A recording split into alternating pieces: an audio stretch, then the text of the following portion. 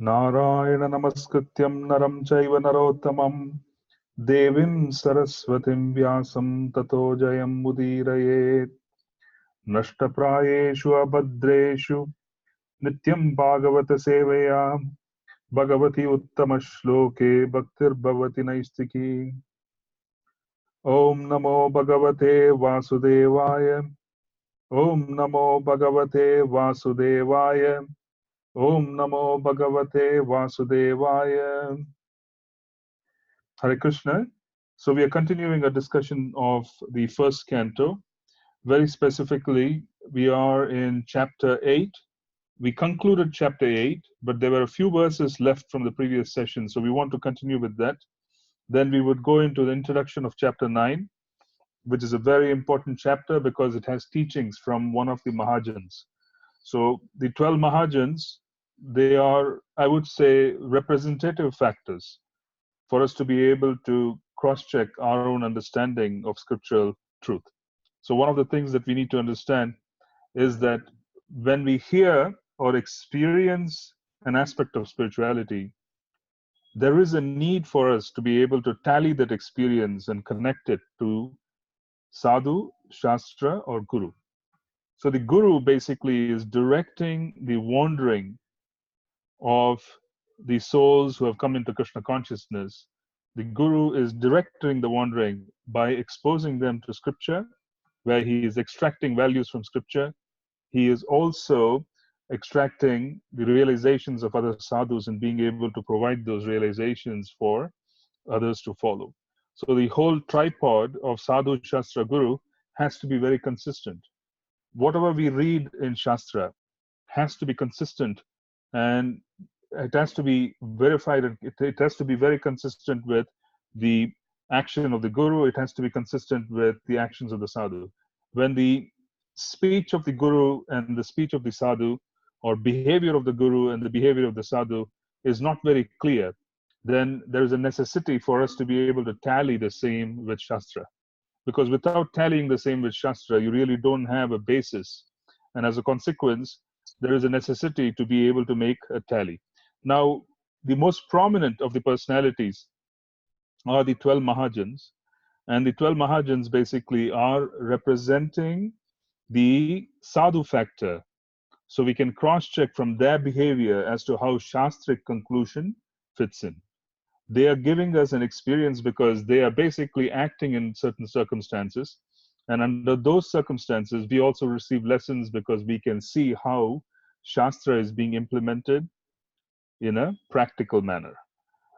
How do you live Srimad Bhagavatam is being seen by the behavior of sadhus. So this is very important for us to have an understanding that when someone like Sri Bhishma Dev speaks, then that basically has been allocated a distinct chapter in the Srimad Bhagavatam. It has been allocated a distinct chapter in the first canto. So this is actually quite prominent. It is not to be minimized. It is not to be taken lightly because his words have found a place in the Srimad Bhagavatam in the first canto. He's setting the stage for us to understand further. Now, in the previous session, we were focused on understanding the nature of devotee behavior under great adversity. The beginning of the chapter, there was a description of the lamentation of Mother Draupadi. There was a description of the lamentation of the Pandavas on the loss of their children. And they had barely recovered from the loss of their children. They had barely committed themselves to performing the last rites. They went over to the Ganga. They had immersed themselves in Mother Ganga. They are returning back from the funeral rites, and they were attacked. They were attacked again to eliminate Parīkṣit Maharaj. So there was great adversity, and this great adversity causes a soul who is connected to Krishna to become even more focused. One of the ways for us to understand if we're making advancement is for us to be basically understand how we process life. How are we processing life? What is the manner of processing life?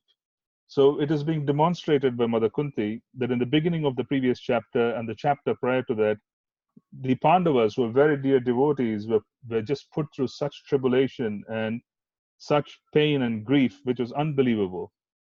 And then we saw and had the opportunity to see the dialogue which occurred in such circumstances. How are they processing life? Because life will give you events which you can't digest. It is not possible for us to completely digest actions in life. We can't really process life. And as a consequence, our efficiency in being able to process life in such a way that we're able to continue the path of Krishna consciousness is the real test. It is not so much of a surprise that someone is grieving due to the loss of someone. It is not a surprise that a pure devotee goes through grief like a common man. It is not a surprise that you had the Pandavas and Mother Kuntī and Mother Draupadi. They were going through tribulations just like a common man. They were lamenting the loss of their children. This is not a surprise because this is natural behavior, and grieving goes through in stages. This is a very, very natural response to calamity, is for someone to become grief stricken and express grief. This is normal. This is normal to suffer under such circumstances. So it is not unusual to see a pure devotee being put through tribulations and being put through challenges. It is not unusual because we are in a world which is meant for such frustrations. It is designed to frustrate. This place is designed to frustrate our motivations. So there's really no surprise there. But what is of great surprise is how life is being processed. How does one meet with a calamity of such proportion where you lose all your children? How do you react, and what kind of decisions do you take?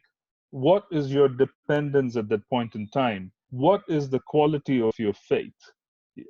These are questions which are being exposed very, very profoundly in the previous two chapters, which is quite astounding.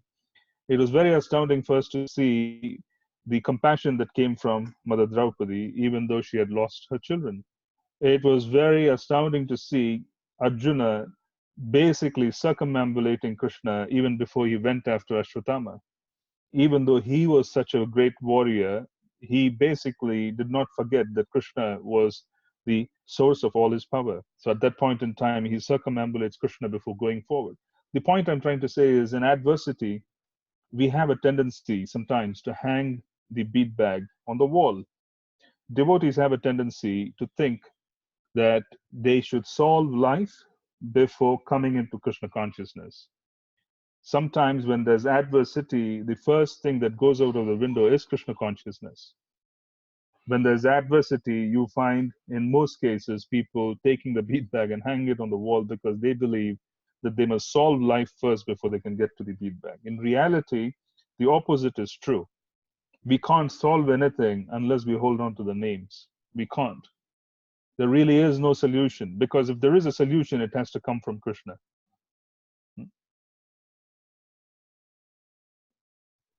Okay, so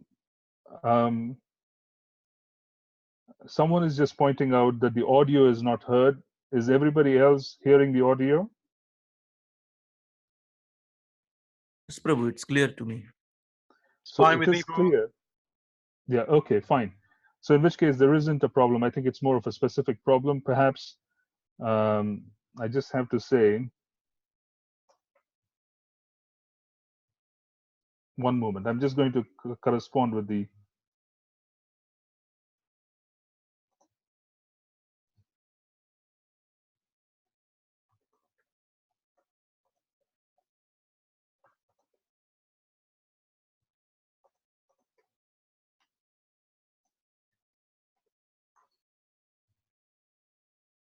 Okay, so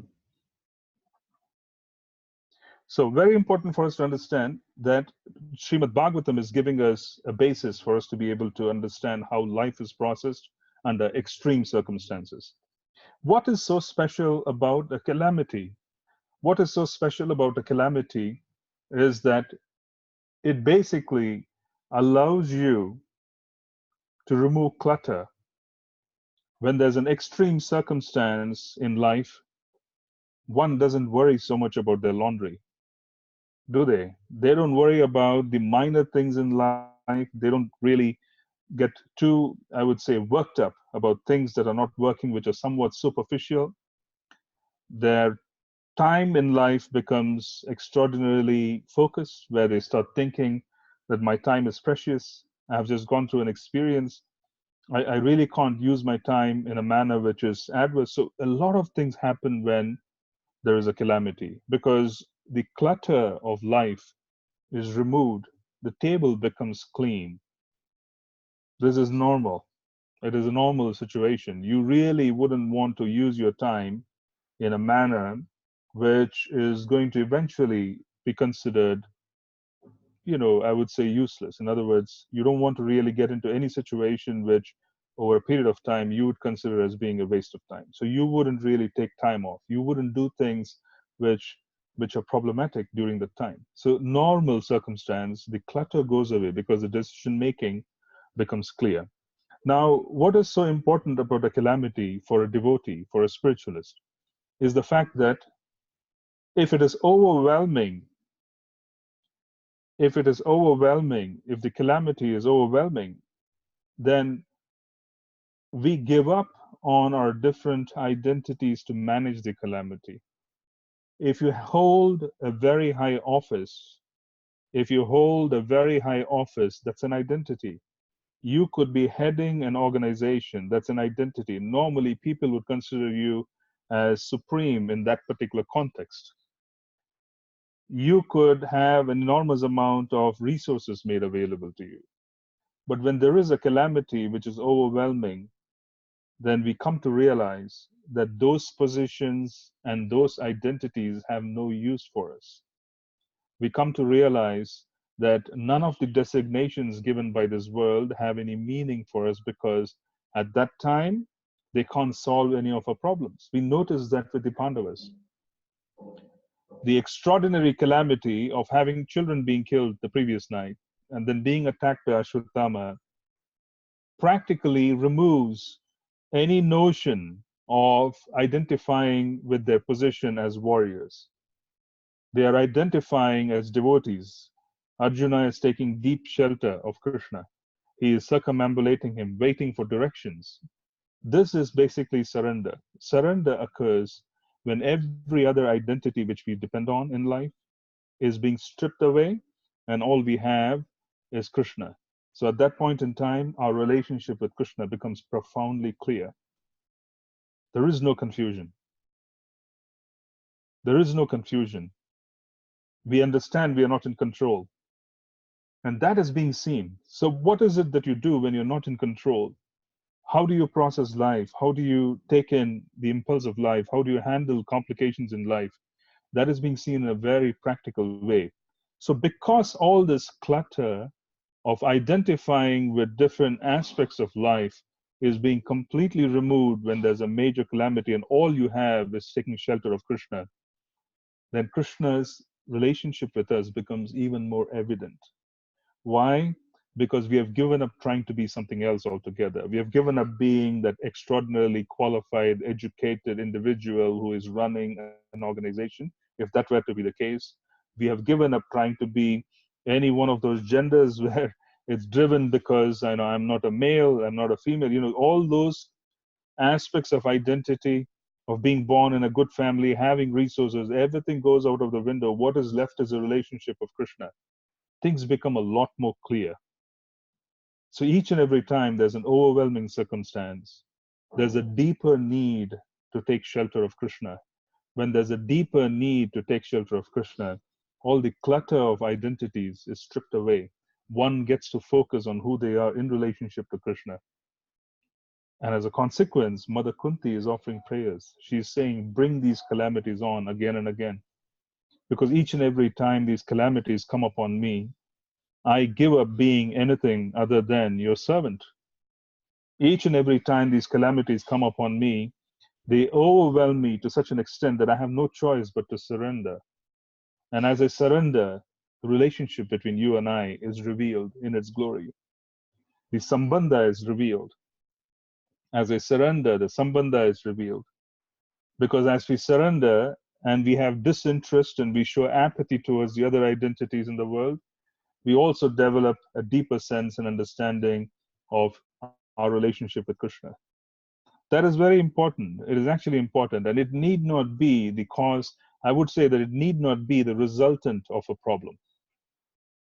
We don't need to wait for a calamity for us to throw away every other form or conception or misconception and start focusing on Krishna.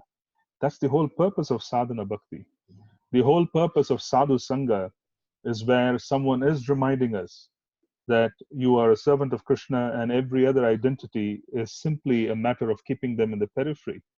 What is in the center of your life is Krishna. Everything else is in the periphery. You have to relate to the periphery based on what is in the center. So this is being reminded to us by sadhus because their lifestyle and their focus is such. When we get initiated in this movement, we receive a spiritual name. What is the purpose of a spiritual name? Why can't we go with what we were all, given by our parents? The reason why we receive a spiritual name is to foster and develop an identity. Without an identity which is being worked upon, it's difficult for us to give up the other clutter, the other identities. This is very important for us to know as practitioners. So we wear a certain kind of dress. We have a certain schedule in the week. We have a certain schedule and a priority during the day.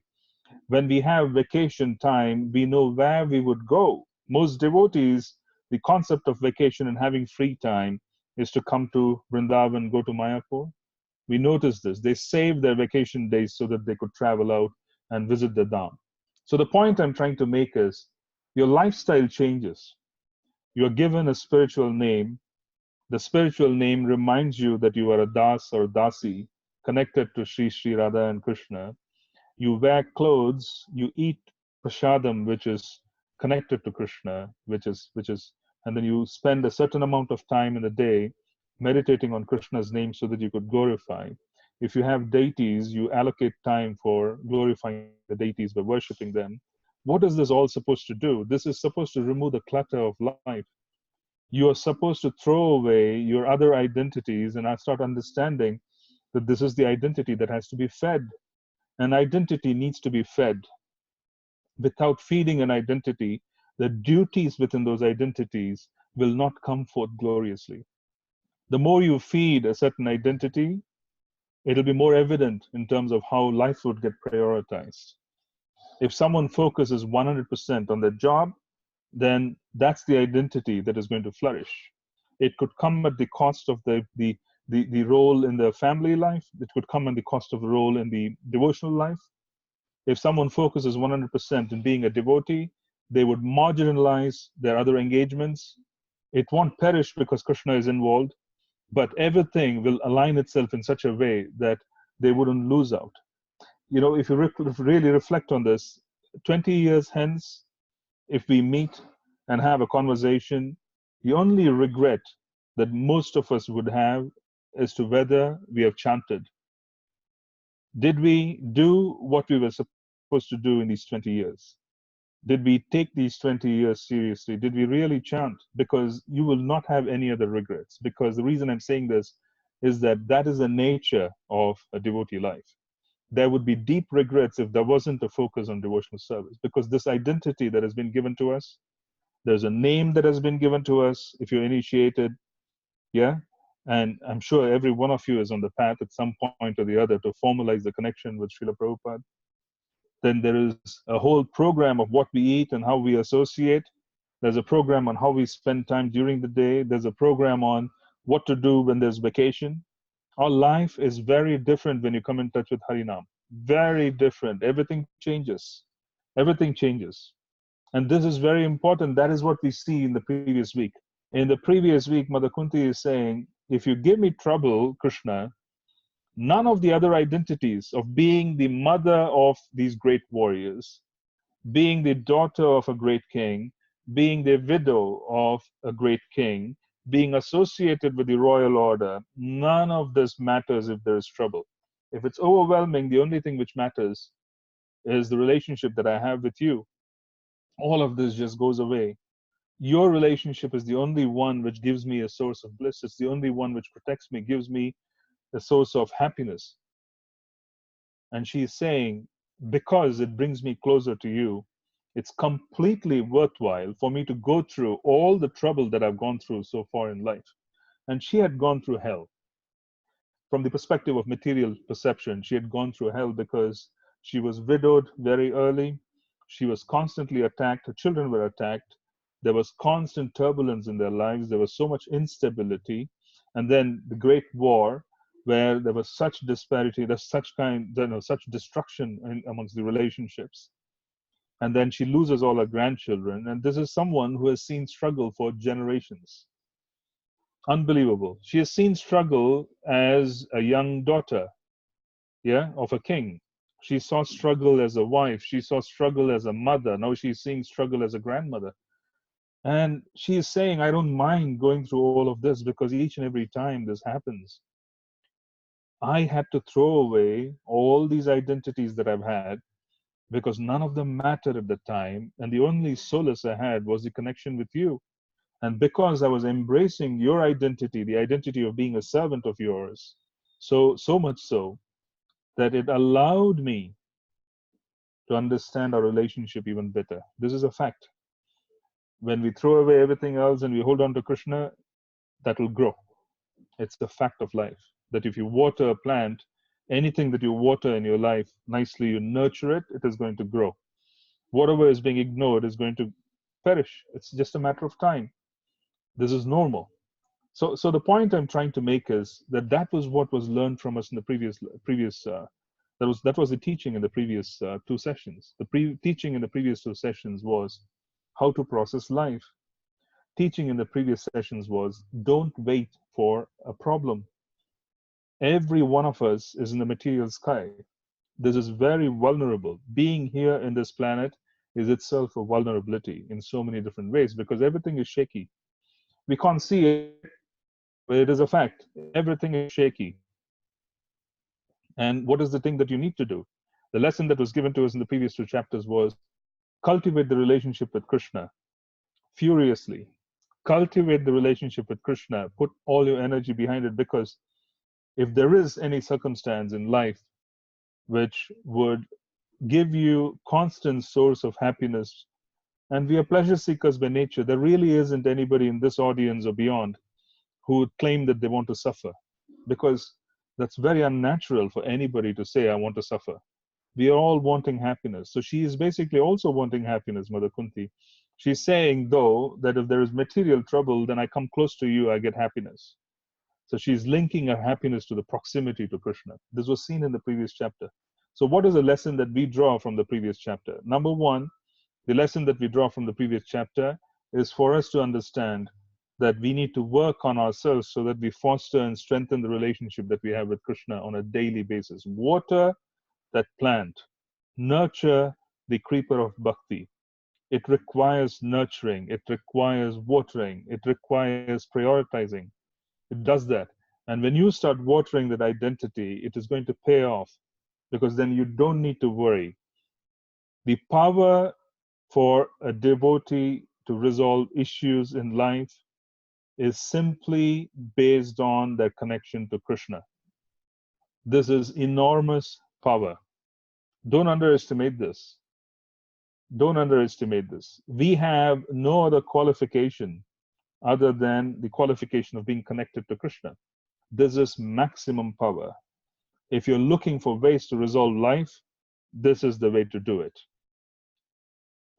Come closer to Krishna, be with him, and that is what is going to give you the ability to resolve life, because that's how it's processed. That is life. That is reality of life in reality. This is how it's supposed to work. It is how it's supposed to work. So that's the lesson that we learned from Mother Kuntī in the previous two chapters. What is it that we do? Don't wait for a calamity. Don't wait for a calamity. As a devotee advances, one of the characteristics of advancement is how you use time. The recognition of time becomes more evident when there's advancement. They start understanding what is going to work and what is not going to work. They know exactly how to balance their time. And the reason why they do it so carefully is because for them, that particular minute, the hour, the half hour is very important in the service of the Lord. They don't want to miss out. This is strictly an understanding of how life goes and how time is to be used. My Guru Maharaj, my spiritual master, um, he used to have a schedule for every 30 minutes of the next day, the previous time. He would have written down what he is going to do every 30 minutes of the next day. He would have such control over his day. And it is required, because when you start focusing so much and trying to use every minute in the service of Srila Prabhupada, then a lot can be done. So that is the attitude. That is the proper attitude to take. So time management becomes very important. So the point I'm trying to make is, don't wait for a circumstance to understand that we are vulnerable. We see vulnerability all around us all the time. We should at least have the intelligence to absorb what is being happening around the environment. We should have this understanding, regardless of who we are and how well we are stationed. Don't wait. It is better to deprioritize everything else and prioritize Krishna consciousness with a concerted effort. The effort has to be quite concerted. It has to be very involved and absorbed. And it has to involve the 5 main pillars of bhakti. Sadhu Sangha, because everyone requires inspiration. There is a necessity for Sadhu Sangha, 100% necessity for coming in touch with the Yuga Dharma, which is the chanting of the holy names. And then coming in touch with Srimad Bhagavatam, because this is where we will understand how to process life. How else can we understand this? If you go through an experience, what is the optimum way to resolve that experience? How do you understand what is optimum behavior? That is what Shastra is telling us. Shastra is telling us that this is optimum behavior. In circumstances, this is optimum behavior. So we come in touch with Srimad Bhagavatam because this is Krishna himself. Hearing Srimad Bhagavatam motivates us, and we move forward, taking the lessons of Srimad Bhagavatam so that we will understand how to process life. And the next thing is, of course, developing a desire to be in Mathura, because Mathura Mandal, which is Vrindavan, has the wondrous opportunity of not allowing us to forget Krishna. This particularly fits in beautifully. There are people who come here and engage in nonsense. There are people who come here and engage in nonsense. So I'm not referring to the extreme situation. If you're sincere, the normal circumstance is that when you walk into Mathura Mandal, you can't forget Krishna. It's very difficult because you see devotees. Today it's Ekadashi. Ekadashi, everybody goes through Dham Parikrama, everybody is on the road. There's a lot of crowd of walking pedestrians and devotees on the road. Regardless of how hot it is, they go from one Dham, one particular temple to the other. On Ekadashi, there's Parikrama. They're fasting, they go from one temple to the other to have darshan of different deities and around the Dham on Ekadashi day. So the point which I'm trying to make is you can't forget Krishna here. So this Mathura Mandal and developing a desire to be in Mathura Mandal, Mathura Vas, is being spoken of as one of the limbs of bhakti, one of the most prominent limbs of, I would say, activities of nurturing. So these are 5 ways to nurture. Come in touch with sadhus, chant, come in touch with Srimad Bhagavatam, come in touch with the deity of Krishna, darshan of the deity of Krishna, serving the deity of Krishna, and then, needless to say, developing a desire to constantly be in an environment where you're going to be reminded by, of the names of Krishna. So the point I'm trying to make is, it's very simple to implement a program of increased involvement in these 5 areas. You can plan for it, you can monitor it, you can calibrate it, you can write down what you did the previous month and how you have improved this month. So that's the program. You write down what you did the previous month, the previous week, yesterday, and then you want to improve today. That's what you want to do. You want to be disturbed by not being able to do what you plan to do. You want to constantly sit and see what you should do to rearrange your day. This agitation of the mind to accomplish what is required is going to free the mind from becoming absorbed in other nonsense. Agitating the mind by bringing it in touch with Krishna's books is going to free the mind. If you philosophize reading the Bhagavad Gita, the Bhagavatam, and you agitate the mind by trying to understand scripture, you are freeing the mind from material nature. There's less anxiety. If you become anxious about Krishna, you're going to be less anxious about the world. It's natural because you're absorbing yourself in an identity. So that's what we saw in the previous two sessions, and this was extraordinary. It was so extraordinary that Srila Prabhupada, of course, he made an entire book of the prayers of Mother Kuntī.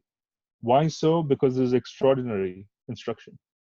Now, in this particular week, there are two things. One, it starts off with Yudhishthir Maharaj becoming despondent because of his soft heart, that why did I go through all kinds of killing? Because there was such enormous loss of life on the battlefield of Kurukshetra that he wasn't able to, in his soft heart, in his intelligence, he wasn't able to accommodate the need for such a definitely, I would say, such grief which is being caused to others for getting a kingship. For him to become the emperor of the world, there were so many people who had to die, he couldn't justify it in his mind. He couldn't really accept the justification. He wasn't so much caught up with what he had lost. He was more caught up with the fact that there was so much loss of life for him to sit on the throne. Now that is the section. Now he's basically this is starting off after Mother Kunti's prayers end, where he is disturbed. Why is he disturbed? Because Krishna is leaving Dwaraka. Sorry, he's leaving Hastinapur. He's heading back to Dwaraka. And Yudhishthira Maharaj and the Pandavas, they become completely despondent and they start reflecting on the losses which they've gone through. Until Krishna was there, it was not very evident to them, because Krishna's presence was so overwhelming, that his presence was so overwhelming that they could live through what they were going through. But the moment Krishna said, I'm going back to Dwaraka, Yudhishthira Maharaj started becoming very despondent because he couldn't justify the loss of lives which took place to put him in the saddle of being an emperor. So this was quite significant. And why was it significant? It was significant because in Bhagavatam, it is being said in the purports by Srila Prabhupada that this despondency of Yudhishthira Maharaj, the confusion of Arjuna at the onset of Mahabharata, where the beginning of the war, where the Bhagavad Gita was spoken, this is not their nature.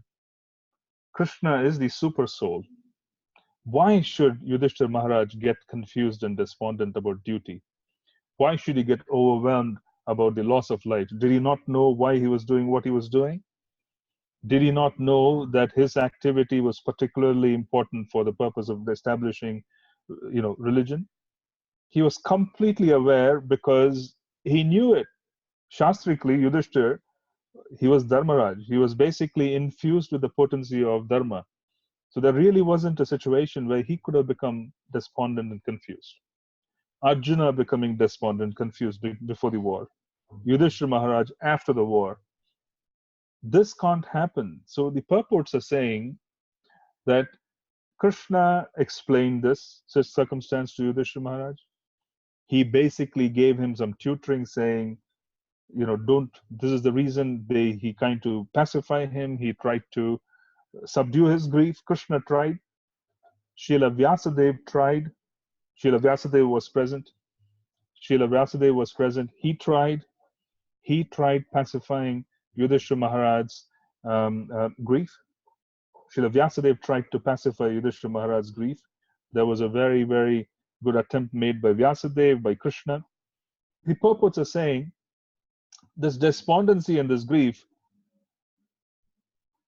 it is not something which Krishna could not have overcome. Krishna was there. Krishna is in the heart. Krishna is in the heart. It is very easy for Krishna to overcome doubts, confusion, even grief, even any kind of despondency. He could overcome as many aspects of challenges as there would be in the hearts of his devotees. There really wasn't a necessity for Yudhishthira Maharaj to go through what he was going through. There really wasn't a necessity. Arjuna never had a necessity for him to go through what he went through in terms of doubts before the war.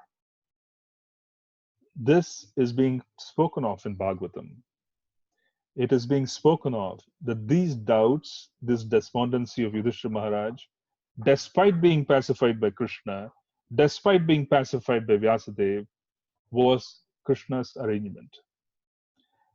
It was Krishna's arrangement to confuse him. Krishna says in 15:15 of the Bhagavad Gita, the Paribharsha Sutra, he says that I cause people to remember and I cause people to forget. I cause people to remember and I also cause people to forget, depending on desires. He basically made Yudhishthira Maharaj become despondent. He became confused. He became confused. What does it mean? It basically means that Krishna basically blanked out Yudhishthira Maharaj. You know, you could have gone through such circumstances where someone is blanking you out. You can't understand. You know, you forget the question that you wanted to ask. You forget what you were supposed to remember, which was very critical, which you always would remember. Being blanked out, Krishna blanked out Yudhishthira Maharaj. Why is it so? It is because it is said in Shastra that if Vyasadeva can't convince you, and if Krishna can't convince you, it's almost impossible for anyone else to convince you, because these are incarnations. Krishna is the origin of all incarnations. Srila Vyasadeva is the incarnation of God.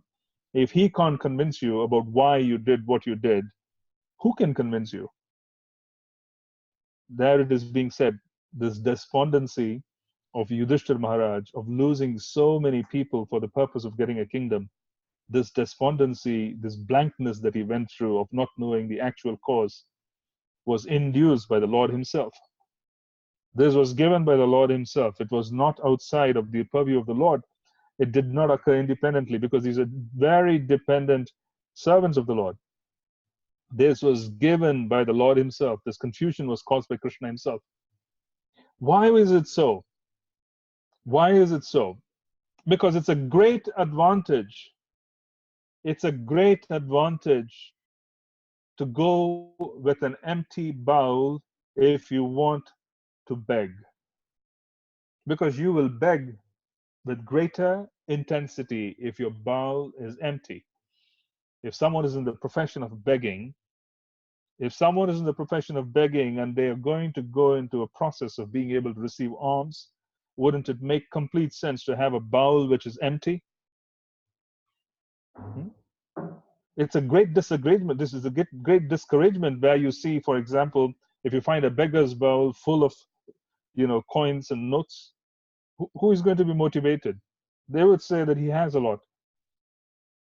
Great scholars, when they sit in an assembly, when they sit in class, if someone is very scholarly, if humility is also not a part of who they are, they can't accept and receive instructions from the speaker. Okay, can you put yourself on mute, please, all of you?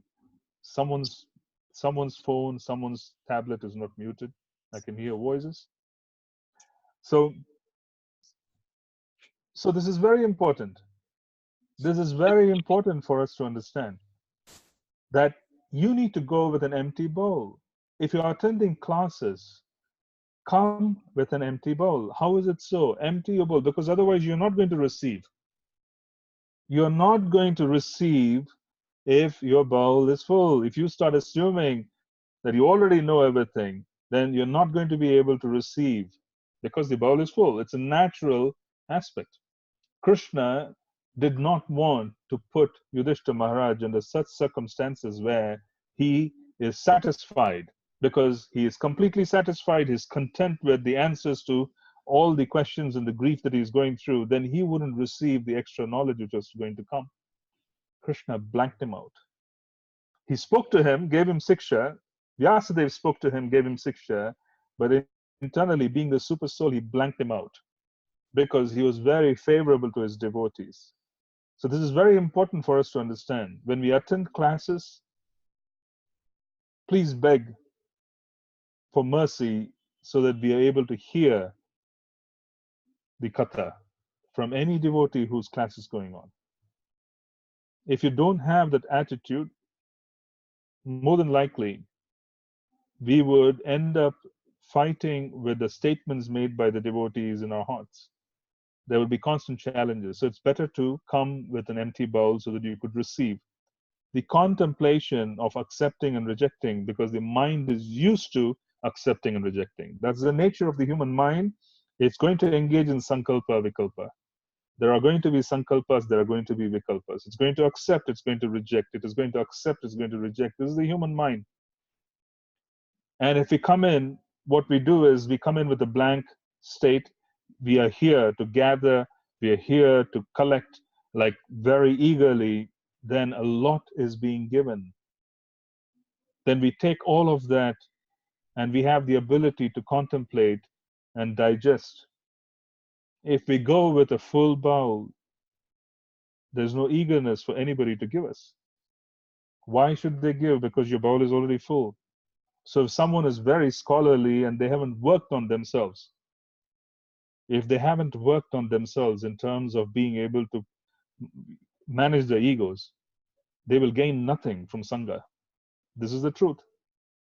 You will gain nothing from association if you are so full of thoughts where you feel that you are the authority. You really can't gain from anybody else. Every congregation, there are devotees who may not be initiated, who could even be new, who come from a different platform, who can contribute to our growth, provided our begging bowl is empty. Because we are, as we would call it, we are beggars. We are beggars. We are not kings. We are beggars. We are kripa siddhas. We are supposed to receive mercy. Our whole future is dependent on someone else's mercy. We don't have any authority or station or quality where we can sail on our own winds. We are here to receive from someone. If we don't pray enough before we attend classes, if you don't pray enough before you open the book, if you don't pray enough before we come in association with devotees to ensure that we don't interfere with the mercy that Krishna is arranging for us, we would come back with an empty bowl.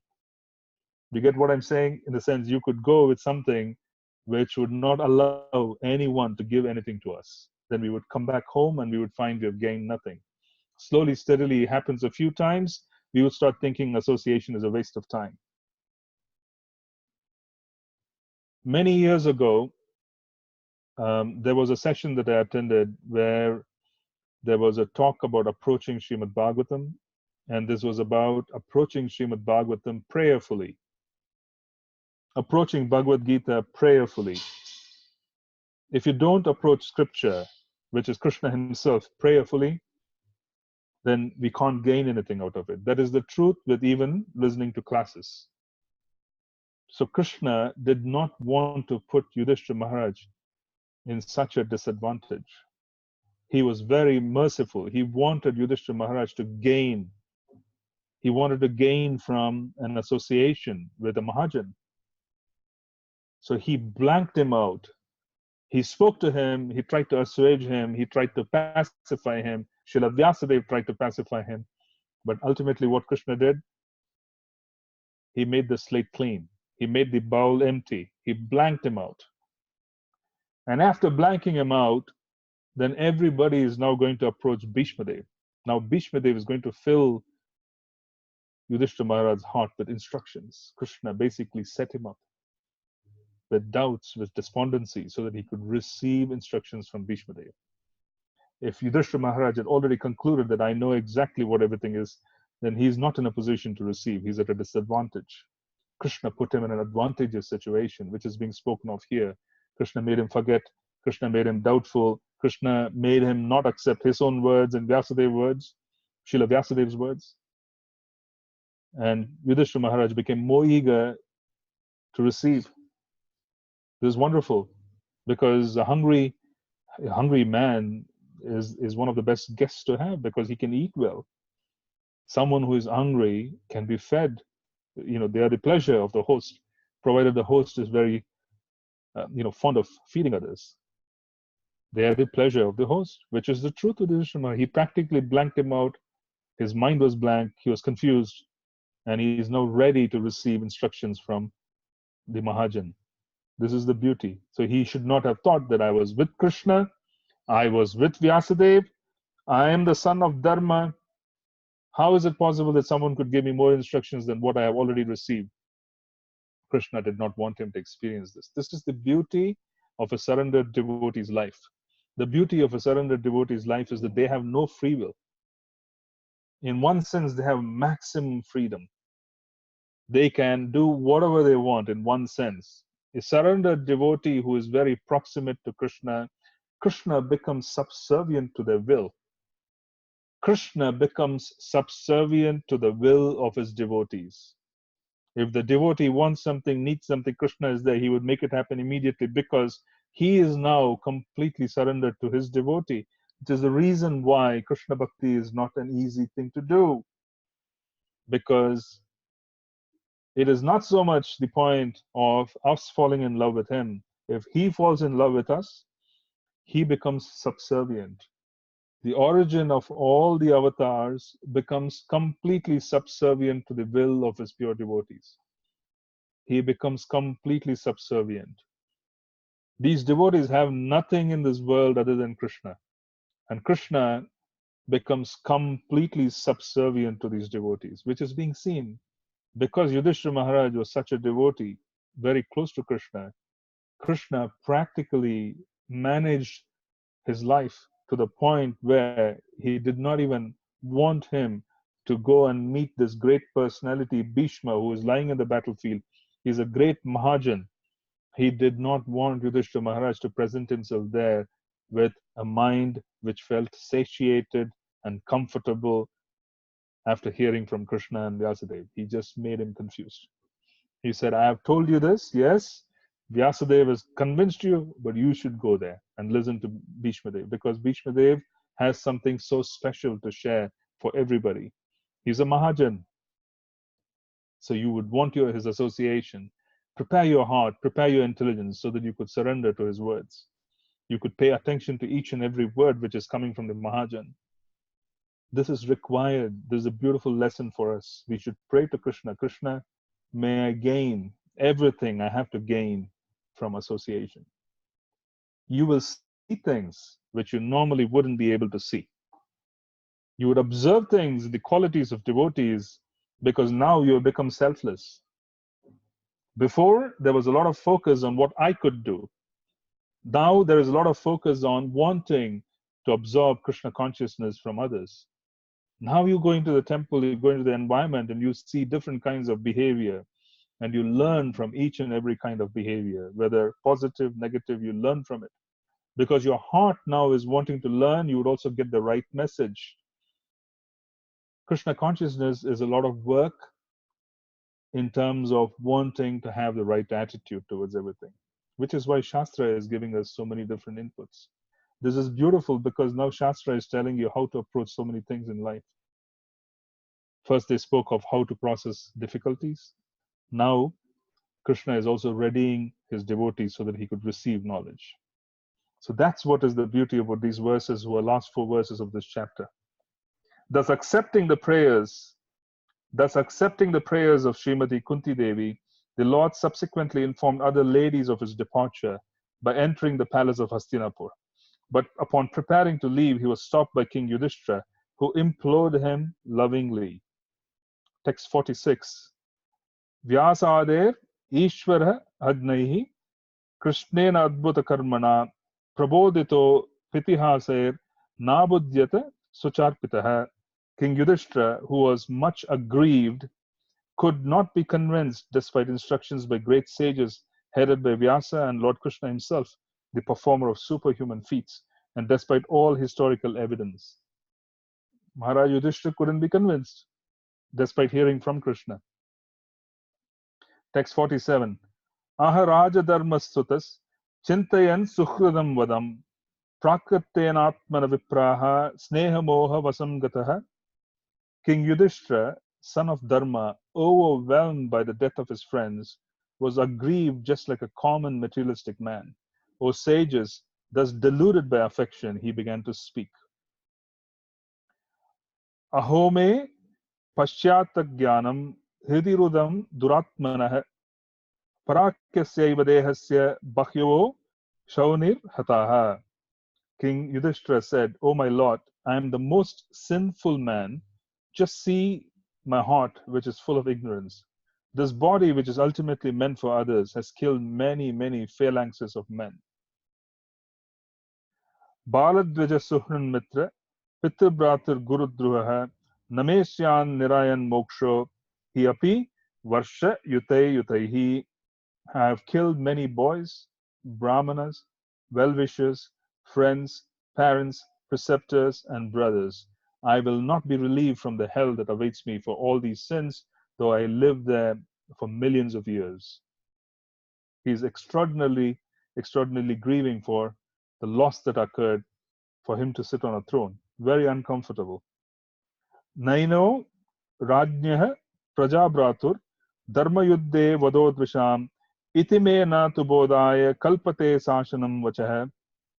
There is no sin for a king who kills for the right cause, who is engaged in maintaining his citizens. But this injunction is not applicable to me. He has forgotten. He has completely forgotten. There is no sin for a king who kills for the right cause. So he's starting to think, I haven't killed for the right cause. Strinam maddata bandunam droho yasva ihotitah karma grahamedeye naham kalpo vyapohitam. I have killed many friends of women, and I have thus caused enmity to such an extent that it is not possible to undo it by material welfare work. When someone is grieving, they have great power of destruction. Why is it so? Because they are experiencing the mode of ignorance. They're experiencing tamas. So if they become angry and they start directing their anger towards the person who has caused them that mode of ignorance, then the other person's life becomes very disruptive. So he's referring to the fact that I've killed so many friends of these women, and these women are lamenting. These women are lamenting for the losses. And if they're lamenting, it's so destructive to me because they would start blaming me, saying, look at this person. He has caused this harm to me. So there's power to cause destruction when someone is grieving. So it's very important to understand how to treat people who are grieving. We need to be very careful around them for the simple reason that they have a certain vulnerability. They're experiencing the mode of ignorance. They become destructive. Their thoughts become destructive. They don't wish well. So it's very important. So Yudhishthira Maharaj basically is thinking logically. He's saying, so many people have been killed, so many widows, so many people's friends, and children, etc. How are they going to be happy? They're going to be in the mode of ignorance. They're going to be grieving. They're going to be cursing me. Yata pankena pankambah surayava surakritam bhutahatyam tataivakam nayagner marshutum arhati. As it is not possible to filter muddy water through mud or purify a wine-stained pot with wine, it is not possible to counteract the killing of men by sacrificing animals.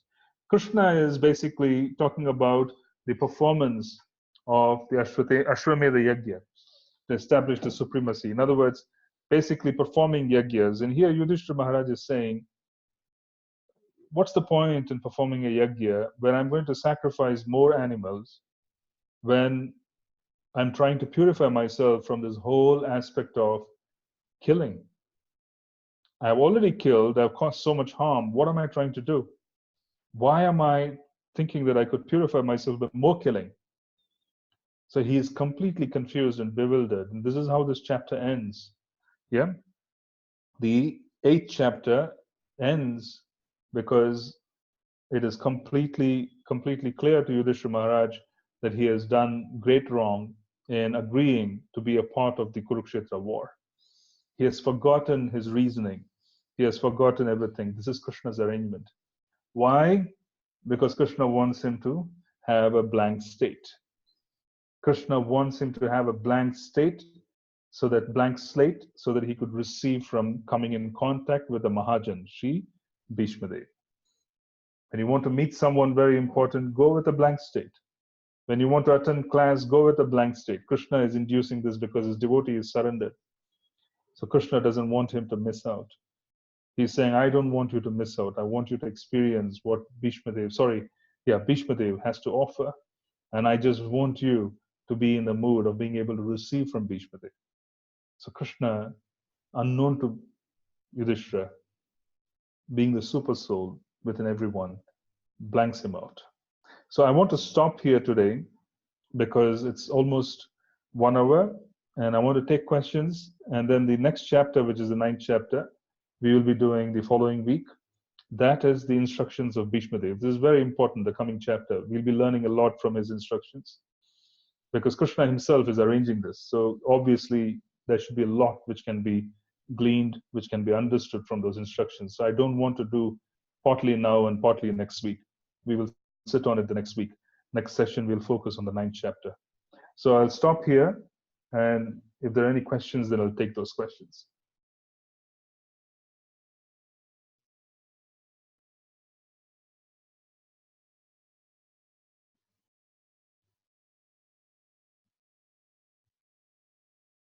Any questions or comments?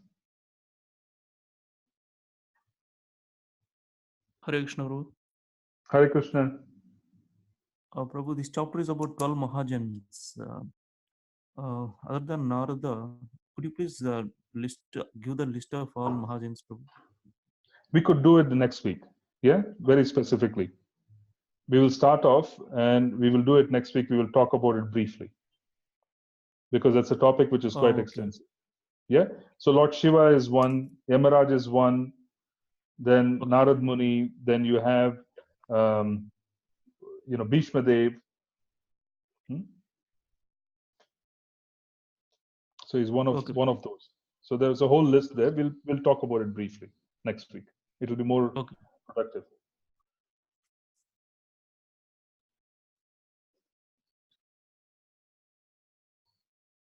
Any other question?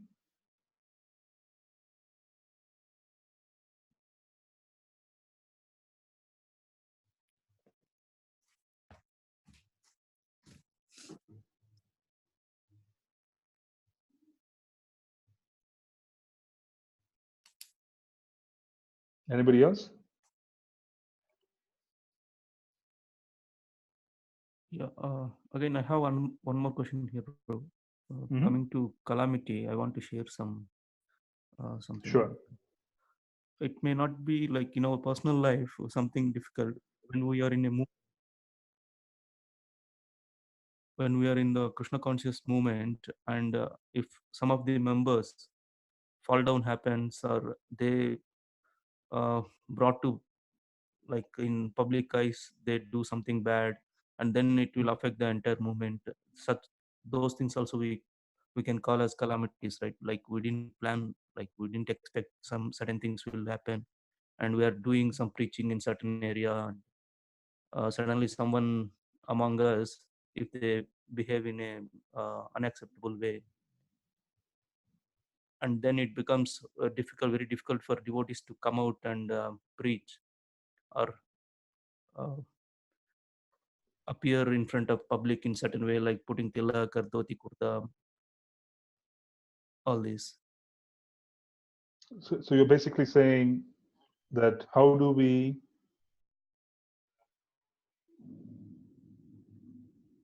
handle such situations? Okay. First and foremost,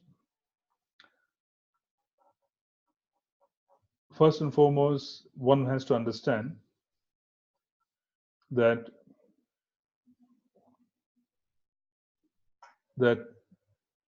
everybody can go through struggles.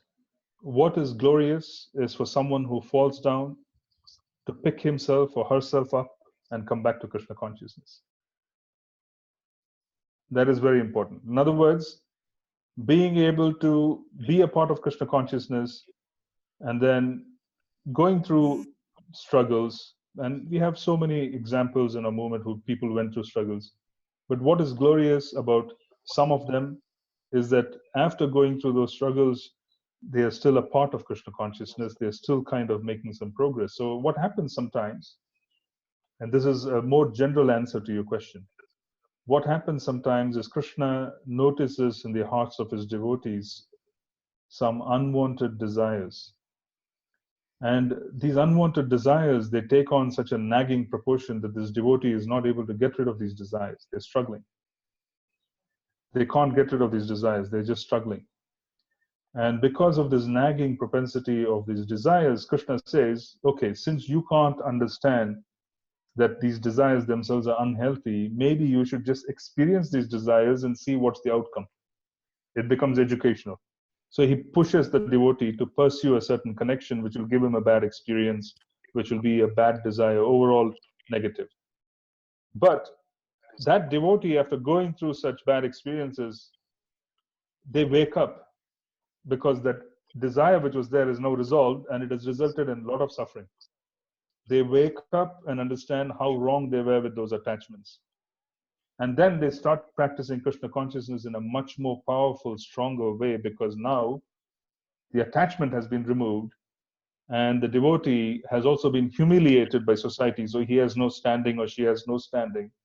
All they have in Krishna consciousness is a sadhana. So they are even more eager and they're able to move forward. So such a person is very glorious. That's the first point. Now, the other point is that sometimes if devotees go through challenges, what is it which we are supposed to do? It is easy to criticize. What is better to do is to offer prayers.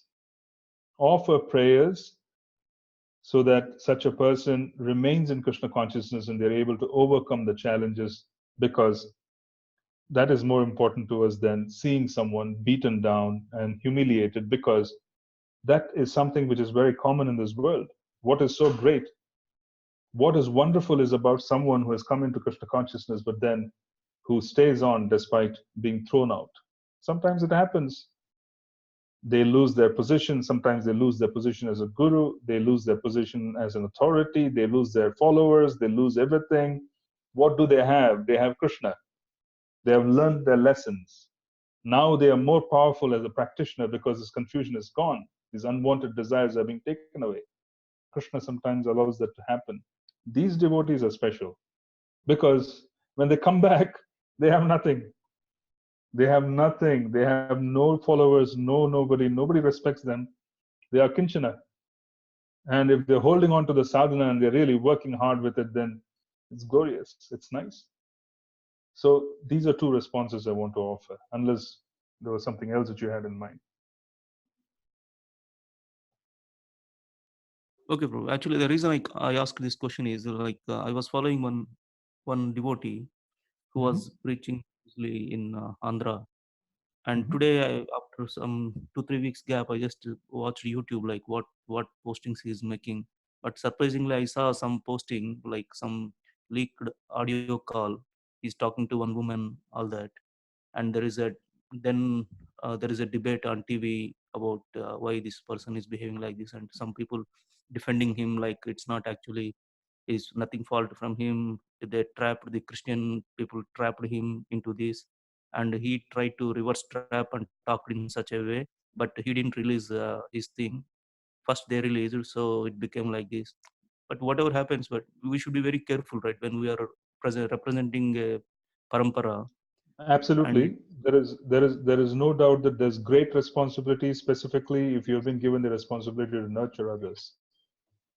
There's great responsibility. So first of I'm all, not trying to minimize that yeah, at all. So what I'm trying to say is, what should you do once you've seen that YouTube video? You should remember that at some point this devotee contributed favorably to you. So as a consequence, you offer prayers to Krishna to help him come out of this and remain in Krishna's service. Not as a leader, not as someone who guided others, but at least for his own personal well-being, he should remain with Krishna. This should be our state. Otherwise, when we start focusing on this nonsense which goes on by devotees, in other words, sometimes devotees engage in something, some nonsense. If we start focusing just on the nonsense, that nonsense will contaminate our consciousness. It is always better to focus on Krishna consciousness, even in that state. So, prayers to Krishna would relieve us of this enviousness, of not wanting. So we offer prayers to Krishna, saying, Krishna, protect him. He was a good devotee. He's going through some struggles, so I'm just offering these prayers. So can you kindly help him? So that might help us, because then we will not be contaminated by all of that. Okay, bro, I understand this. But the thing is, I get some doubts. Like, how do we know whether their intentions, like, they may be preaching well, talking nicely and impressively, like all that. But suddenly, when we come to know such things, how can anyone think of talking such a things, or how can anyone commit such?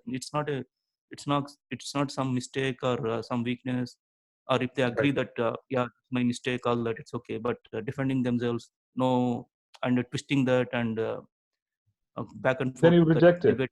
See, Hmm. regardless of who they are, Prabhu, regardless of who they are, regardless of what the circumstances, do you feel that they should be helped? Or I'm not sure, bro, like whether if they're really genuine persons, we should. I How should. Krishna is going to help them is a different story. Hmm. Whether Krishna is going to give them a hard slap on the face, or is he going to give them some other kind of help, that's a different story. That's not for us to look at. What we need to do is understand that we are dealing with circumstances. So we need to pacify our consciousness.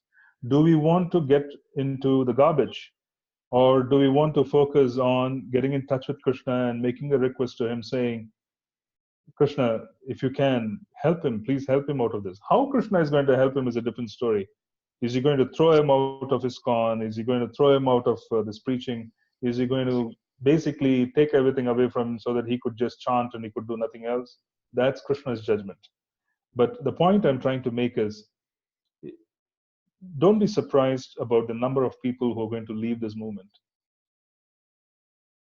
The number of people who are going to leave this movement will always be high, not because they're leaving this movement, it is because they're being thrown out. Our system is very special.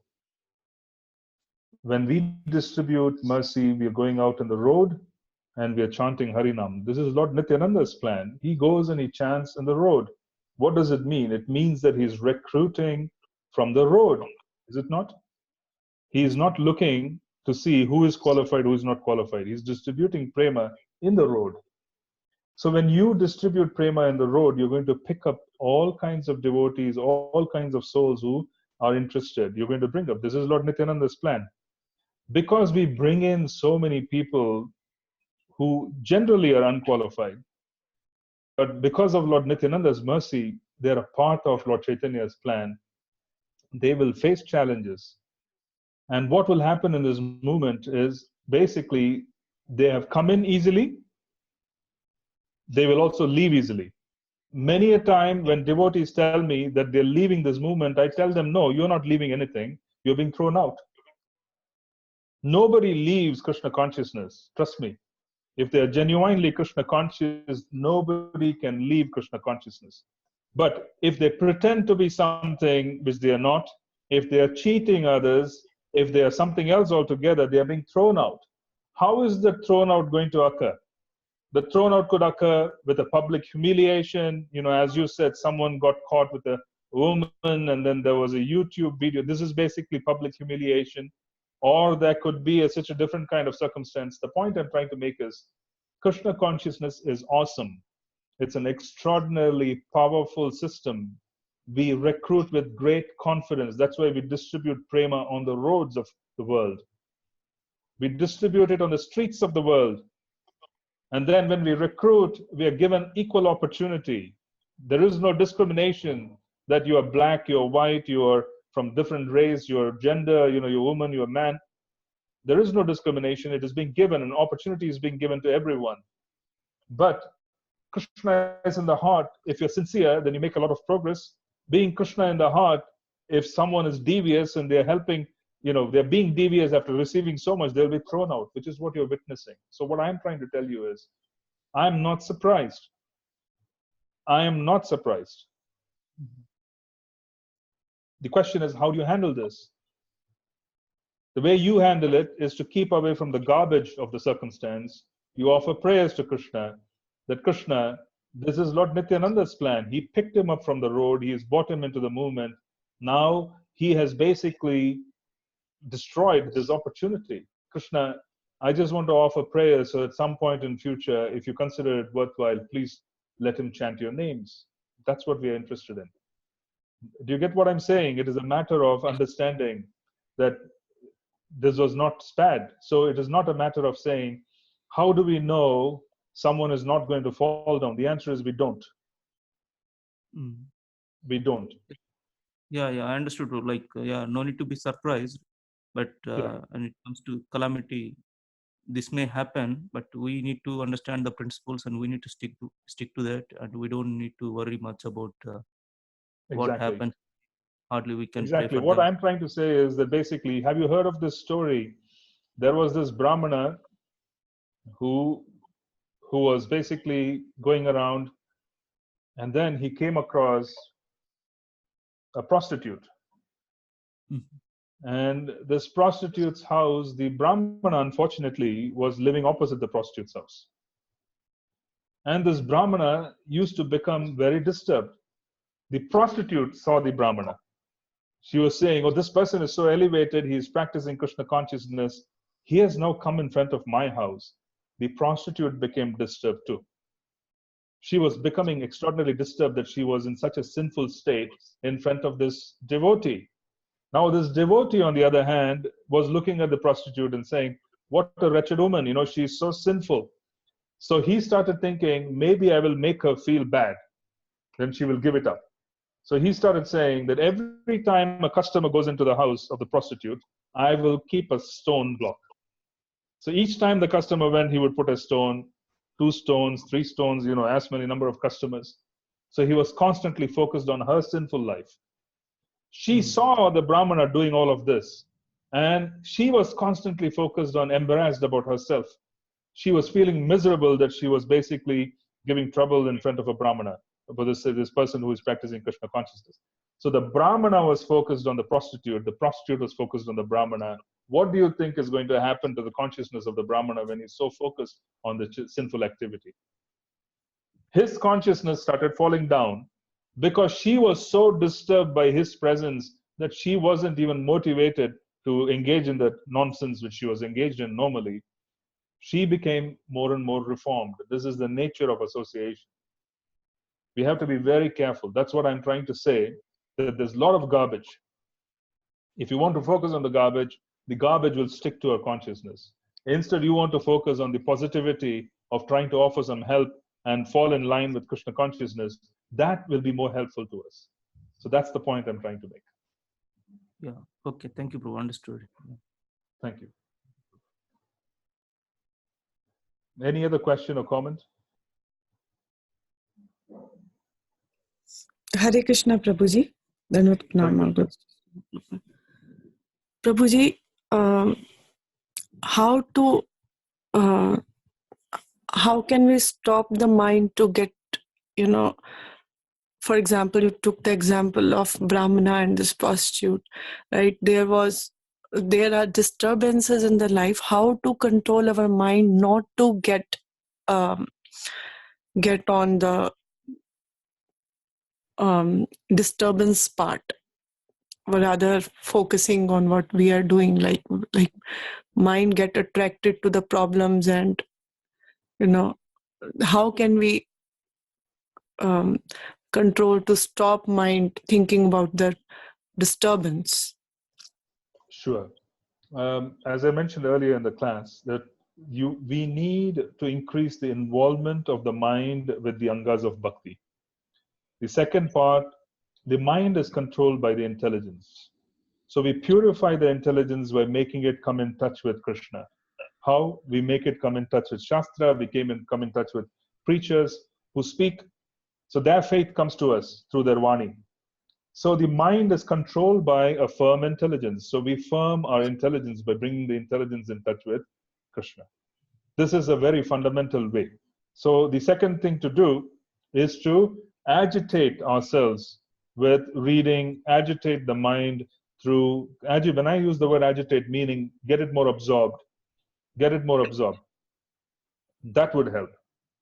So that is the other part which we have to do as well. So in general, increasing the involvement in the Panchanga Bhakti. increasing the involvement in the activities of Krishna consciousness by coming in touch with, intelligence, because intelligence can control the mind. This is a natural structure of how we are created. If there is a firm intelligence, and that intelligence has been sharpened by coming in touch with purity of Shastra, then such an intelligence can grab this mind. It would not allow it to go here and there. So how do you allow that intelligence to nourish itself? Come in touch with sadhus, come in touch with greater, more and more people who are basically preachers. And as a consequence, when you listen to their preaching, when you come in touch with Bhagavatam and you control your intelligence and you purify your intelligence, purification of intelligence means routing and moving your intelligence to Shastric conclusions. Right? So the point Yes. I'm trying to make is that's how you need to do it. You need to constantly do this. There really is no solution. Then there would be a day when the mind will not be in the lower modes. It won't be in touch with the lower modes. As a consequence, you free yourself even greater with greater ease.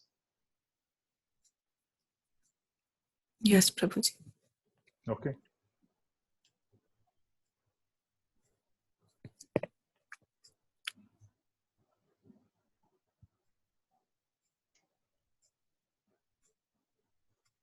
Anything else?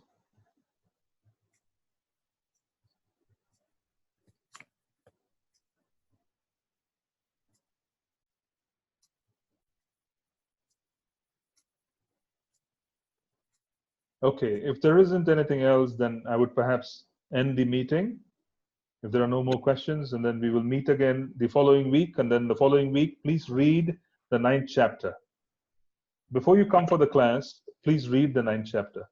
Did anybody have any question at all before I sign off? Prabhuji, can I ask one question privately?